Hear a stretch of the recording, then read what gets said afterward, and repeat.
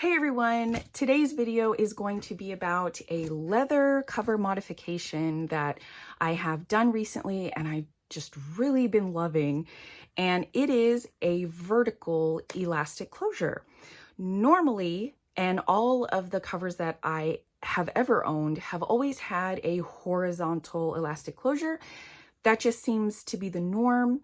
So I thought I'd like to switch things up a bit, and I just kind of wondered why I've not seen a vertical closure offered at all. Maybe somebody does. If you know any makers that do offer a vertical closure like this, please leave a comment. I would love to know that. But for this cover, I took it upon myself to add it. This is from LeRIght or LeCow. LeRIght is the name of the shop when you order through Etsy. This is the Gem Series leather in the color Dravite, if I'm saying that correctly. I was attracted to this leather because it is so shiny. I think all of the leathers that I own are not shiny, and I thought this would just be a really awesome addition to my collection. And I really, really love how it looks and how it feels. This is actually a really thin leather. I was surprised, and it has a lot of structure for being so thin.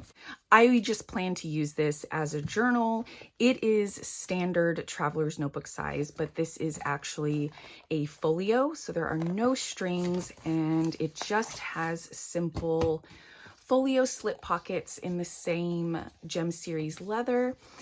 The inside is so soft. It has a nice short nap, and it's very even colored, feels very, very soft. So I have nothing bad to say about this leather. It's quite lovely. Okay, for this design feature, I requested to add 2 leather stripes down the front. I have been finding that I'm a little bit tired or bored of the front pocket edition. So I knew I didn't want that, but I didn't want it plain. I still wanted a really interesting design element to the front of it. I have found lately that I've been really attracted to stripes, and in pairs like this, and chevrons as well. So I requested to have 2 leather stripes, and this is in the chocolate leather. I don't know if I already said that. And they're just sewn down the front. I really love how this turned out. It turned out exactly as I hoped that it would. And I just think it looks so cool. So the other thing with this type of elastic closure, I find that with these stripes, it complements it so well. It just falls within the stripes and feels like it belongs there. And to add to that, I really like these tall shapes, like more rectangular type shapes. I prefer that type of shape over the squarer ones and the boxier sizes. When I have a horizontal closure that cuts right across the middle, it just sometimes I feel like it interrupts the flow of the shape for me, since I really love the whole elongated look of it. With this type of vertical closure, it doesn't interfere with that aspect at all. So of course, I appreciate it even more. I don't find that this performs any less well than the horizontal closures. I feel like horizontal closures are probably popular because they are more secure. Because if your book gets knocked around at all, the closure can move up and down, but it's not actually going to come all the way off. I can see where this has more of a chance to slip off, but I did scoot this in about 1.5 inches in from the left edge. So I haven't really put this to good use yet, so I can't really say how it performs, but just playing around with this and trying different inserts in it, moving it around, I didn't notice any issues with it trying to come off easily or anything like that. So what I did was punch 2 holes here. They are 1 inch in from the top and the bottom. So I just measured 1 inch, punched a hole, 1 inch, punched a hole. And like I said, it's about 1.5 inches from this left edge. And I used this mini punch set. And if I recall, I got this from Michael's.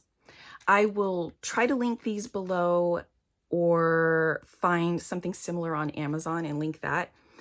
As you can see, it does have different sized punches in it. It has different sized heads that screw on to this handle. So it's really easy to use. I think I picked the 2.5 millimeter one. Are they even marked? I don't think mine are marked that I can see. I just kind of look at the hole and see how big it is and then pick one. Yeah, this one has leather in it right now. Let me see. No, it's not marked at all. So what I do is I just line them up and look to see which one has the second smallest hole, and then I use that one. What I did was I slipped this cutting mat into this pocket. It just happens to be a perfect fit in here, but just anything that's small enough to get underneath where you're trying to punch. So I just slipped it in like that. And what did I use? I used washi tape. I took some washi tape. I took the least stickiest washi tape that I had, and I put it on my shirt to take some extra tackiness off of it.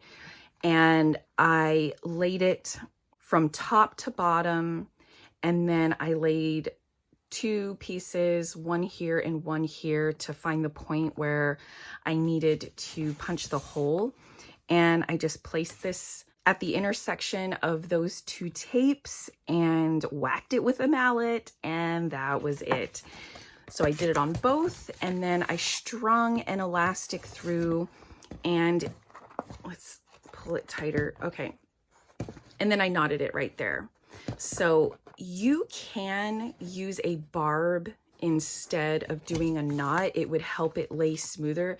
With this leather, because it's shiny and because it's thin, you can see the knot pretty well and from the back.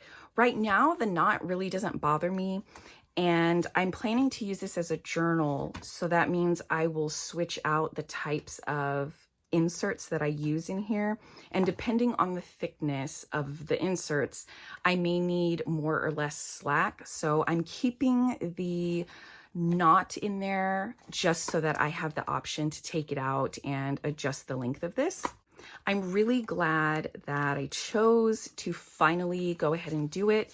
Initially, I took the elastic, knotted it, and strung it just around without punching any holes. And I left it like that for a day or so, just to sit with it, make sure it was actually what I wanted, because once you punch the holes, you can't really go back. You could probably just fill it with a brad or something like that. But I'm really happy with the way that it turned out. And I was so happy, in fact, with this type of closure that I added it to another cover that I made. I will show that cover because it doesn't have pockets on the inside, so you can better see how I strung it through. I really, really love it in this cover, and I promise that I will do another video of this. I will do a video and talk all about what this is and how I made this cover and why I have so many inserts in here. This is what I'm calling my mega planner, and I won't get all into this here. I just want to talk about the elastic if I can stay on topic. This is not a Maverick. I bought a big piece of this water buffalo hide and made this myself. It does have 6 strings on the inside to hold all of this, so it has very custom measurements because I have a very specific purpose for this. As you can see, all I did for the closure was punch the 2 holes, knot it, and that is all. I actually wanted to do it for this particular cover because it's a bit tall. This is standard traveler's notebook size, but I did cut it to be a bit taller than the norm. And because it is so tall and because this leather is quite stiff, when I tried a horizontal closure on it, I didn't poke a hole. I just knotted an elastic and slipped it over. The elastic was really pushing in right here. This piece of leather that I chose has these really just drop dead gorgeous wrinkles, and one of them just happens to land right where a horizontal elastic would lay. Because of that, the leather is a little bit softer here, which caused the elastic to cave this part in a little bit. I do not like the profile that creates because it causes this end to pop up a bit and this one as well. And I just don't like that. And because I made this, I could decide exactly what I want in the design. So I took a longer piece of elastic and decided to slip it on vertically this time. I did the same thing as this, where I lived with it for a day or so. Finally decided that I really loved the way the leather behaved with this type of closure, and went ahead and committed to it by punching these holes. I used the washi tape again to get the perfect intersection point to make the hole. This is on pretty loose. The horizontal closure is definitely more secure.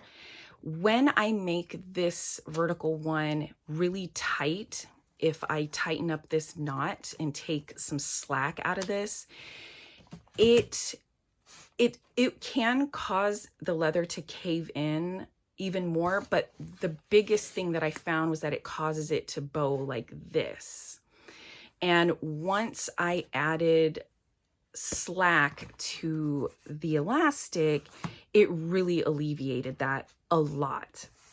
So just something to keep in mind when if your setup is extra thick and extra tall, there's obviously a limit to what the vertical elastic can handle. But you guys, I love this setup so much. I am so happy, and I can't wait to talk about it.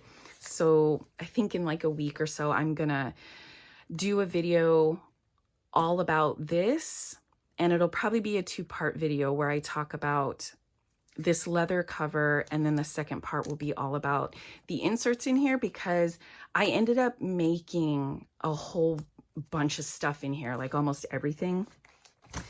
So anyway, that is it for the elastic closures.